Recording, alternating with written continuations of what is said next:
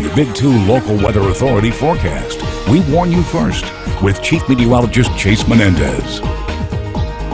Well, good evening, everybody. Conditions are very clear out there once again for today. You can kind of see just how dry that air is. There's not a whole lot of water vapor in the air to absorb any of this light that we're seeing off in the distance. This flare, particularly bright, very cool to see on the sky tracker. Either way, showing off some really clear conditions overhead and even at the surface, obviously. Very nice conditions out there thanks to that sky tracker. But switching over here to our almanac, we can see that our skies here in Odessa Midland were very clear the entire day, allowing us to warm to a high at 90 degrees earlier this afternoon.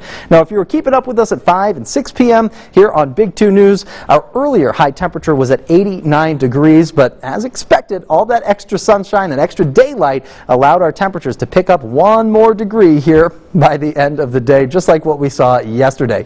Now, either way, 89, 90 degrees, still way above average for this time of year. So, very warm day considering where we normally sit here in West Texas for our temperatures. But again, the biggest reason for that warm-up, these clear conditions overhead. Not a whole lot of activity showing up on the satellite and radar, at least not real activity. We do see a little bit of feedback showing up in green every once in a while. You can see some of those blips popping up, but no rain out there, at least not anymore. We did see some rain in the Marfa Plateau earlier today. Most of that rain, though, tracking down to the south, really did not intensify too much. A couple of lightning strikes out there just for good measure, technically making that thunderstorm activity. But again, no severe weather out there. We did not see any hail, and now even the cloud cover that was a result of that rain now tracking down to the south and moving on outside of our viewing area. You can see Marfa Plateau very clear here. Now, as we continue on through the rest of the evening, I do not expect any more rain to pop up. I expect most of our clear skies to stay in place, and this model showing off just that. Clear conditions across the basin, a little bit of cloud cover on the border along the Rio Grande, but aside from that, as we head to tomorrow morning, conditions staying very clear and very mild.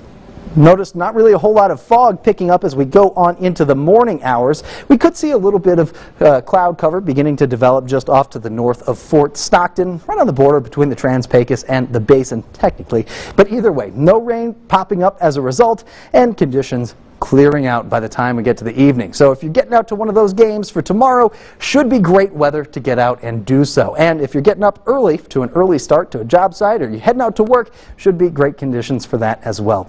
Temperatures are going to be backing down into the low 60s, a little warmer than what we had this morning, but at the same time, still very pleasant and seasonal for this time of year.